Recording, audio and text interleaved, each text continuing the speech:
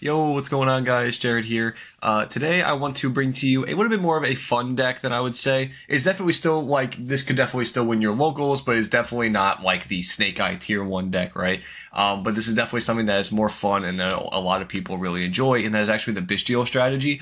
And this is more of like a Bystial control, maybe Sychro variant strategy, back with the Assault Synchron stuff. And there's a few tech cards in here that I actually wanted to go over because I think that not a lot of people are using them. But yeah, overall this deck actually is really fun and I'm really enjoying it, and it still is able to fit those 20 plus hand traps that you want to be able to fit into decks currently these days. So I think it definitely has the possibility to steal games going second, to still put up a lot of interruptions, and just be overall really annoying to deal with, if I'm being quite honest. So if you guys enjoy the content, please subscribe. I would greatly appreciate it. And let me know down below what you think about Bystials going into the current meta. And I mean the deck, not just the cards, because obviously the cards are good against Fiendsmith. But without further ado, let's go ahead and jump right into this profile. Okay, guys, so here is my current Bystial Sychro Fiendsmith deck list that we could call it. There's a lot going on here, I know, but I promise you this does make cohesive sense. But we're going to go over the card by card very quickly just so that we have an idea of what we're working with here. We have 3 copies of Ash, 3 Veiler, 3 Imperm, and then 2 Phantasme with 3 Nibiru for like actual hand traps, and then for like Bystials as well, we have 3 Saronir, 3 Baldrake, 2 Drosworm, and 1 Magnemite. So that should be about 23 hand traps if I remember correctly, which is a lot of hand traps. I know this deck is 45 cards, but again, 23 hand traps is pretty much like kind of what we need right now going into the Fiendsmith Snake Eye stuff, right? So to give us at least a chance.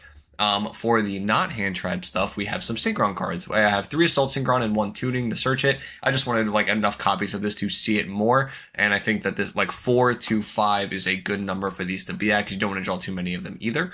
3 copies of the Fiendsmith Engraver, as well as the 1 track, which is all the way over here, the Lurie, and then we also have 1 copy of Weiss, which keep in mind is a white fiend for, Fiendsmith cards, but it's also searchable by Charge of the White Brigade as being a level 4 tuner, which is very, very important. Also being a level 4 tuner searchable with the 3 Charge of the White Brigade is 2 copies of Raiden, so you have 3 White Sworns here that you're able to search with Charge, both of which are level 4 tuners that you can combine with any of your Bystial monsters to be able to go into Dissipator. And then also we have 3 copies of Lubellion. And then after that, we have lots of cards that are like kind of just like engine requirements. Like I said, we have 1 copy of Tract, 1 copy of Branded Beast, 1 copy of Regained, 1 copy of Ghost Meets Girl Mayakashi, and 1 copies of Transaction Rollback. This is like a package I am not proud of putting in here, but this just steals games, and like your opponent can stop like a million things, and if you can just end on a Beatrice with one of your like cajillion level 6 monsters, yeah, you're just in there. It doesn't even matter. So you can just still skip their turn, even if they hand trap you, it doesn't matter, because you are able to just do it again the next turn and just be fine. So yeah. For the extra deck, I currently have 1 Excel Stardust Dragon, 1 copy of Bystial Dissipator, 1 copy of Chaos Angel, 1 Arms of Gen X Return 0. I will go over this card at the end. 1 copy of Sword Soul Supreme Sovereign, 1 Heraldic Seal, 1 IP Masquerena, 1 SP Little Nate, 1 Appo, 1 Access Code, 1 Dessa Ire, 1 copy of Lacrimosa, 1 copy of Requiem, 1 Sequentia, and then 1 copy of Beatrice, of course.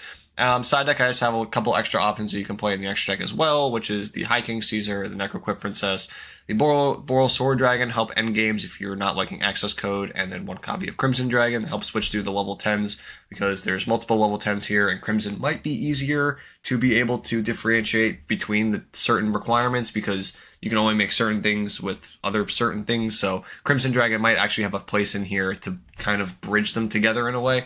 And since that was all the card, I kind of explain it now.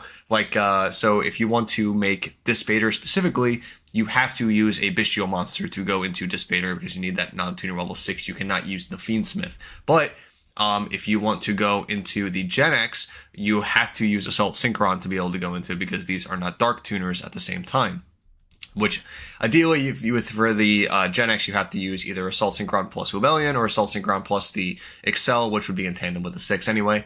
So you need to be able to pair these cards specifically. So maybe Crimson Dragon has a place. If you have too many of one, you're able to still access the other cards. Now, going back to the Gen X, actually, this card, I think, is probably one of the most underrated level 10 synchros we've ever gotten in Yu-Gi-Oh! I cannot believe how not used this card is. Just very quickly, I want to go over this. This is a level 10 synchro that requires a dark tuner. Other than that, it's completely generic. When your opponent activates a monster effect, quick effect, you can banish one monster from your graveyard with the same attribute. Negate the activation, and if you do, destroy that monster. You can only banish each attribute once per turn to activate the effect of Gen X Arms Return 0. The second effect does not matter, completely irrelevant. That effect is not once per turn at all. It is only once per attribute. And you're probably thinking, Jared, why does this matter? This matters because this card can be theoretically up to 6 interruptions, but that we're not shooting for 6 interruptions. Against the best deck of the format, Snake Eye Fiendsmith, we only need 3. We need Dark, Fire, and Light. We need to stop Fiendsmith, Diabellstar, and Snake Eye Ash. If you stop those 3, you win the game. Essentially, they're not breaking it. It's very difficult, I'll say, to break. I'll put it that way. And you're also not just going to end on this guy, but that is just a point that I like to make, that this card by itself can take them out. Obviously, in this deck, the only fire we have in here is Ash Blossom and Joyous Spring, so we have to either mill it or just have it in hand and use it on something. But for Dark and Light, you will definitely have Dark and Light. So this card by itself is going to minimally check both Diabellstar and the Fiendsmith package. That is crazy for one level 10 Sychro. That is arguably, in certain scenarios, better than something like Baron de Fleur, and I am shocked that this card is not seen play yet at all. So yeah, I just wanted to preface that card of how crazy it is. It's also nice being able to play something like Bystial Dispatcher again, because this card is also just crazy. It's remarkable that this card has also fallen out of play currently. Yeah, these cards are just still really, really, really strong. And the synergy here is like kind of terrifying at times, being able to, how many combinations of cards that can just kind of work together. The fact that your Fiendsmith package can now get to a tuner monster, being Weiss. There's also other light fiend tuners that are in the game, but this is definitely just the most synergistic one with this specifically. But it is just something to keep in mind that there are other light tuners. None of them do generate 2 bodies though, so also keep that in mind. I've been keeping an eye out for that, but just so far, this is just the best one synergistically wise. And being able to use Assault Synchron still to go in the Excel Synchron to go into any of your Synchro monsters is just still crazy. And obviously with Branded Regain, your long game in this deck is very obnoxiously strong. Bystials being good into the meta right now as just extra hand traps and in-engine cards is still crazy. Yeah, really just as a whole, this deck feels very, very good in the current format, but that doesn't mean it's meta, right? Like just because something feels good in a certain scenario doesn't mean it's the best.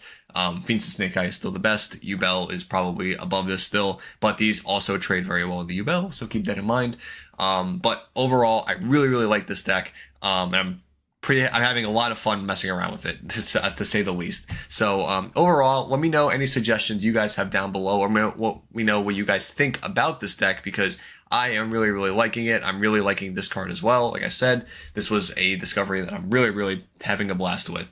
So yeah, leave your thoughts down below. I'm really curious of how many changes of Bystial, like a Bystial control Sychro deck you guys would have, because there is like so many avenues you can go down with a deck like this, and I would just love to hear your thoughts. So again, thank you for watching. Please subscribe if you enjoyed, and I will see you in the next one. Bye guys.